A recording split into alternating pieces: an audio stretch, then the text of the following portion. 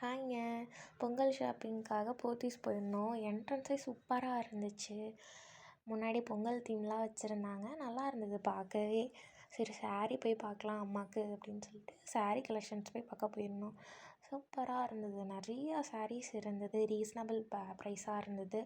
By one get one ஆஃபரில் போட்டிருந்தாங்க. 1600க்கே சூப்பராக இருந்துச்சு. நல்லாவே இருந்தது. கிராண்ட் லுக்காகவும் இருந்தது. 3 ஃப்ளோர் போட்டிருந்தாங்க. சாரீக்கு மட்டுமே 3 ஃப்ளோர் இருக்குது.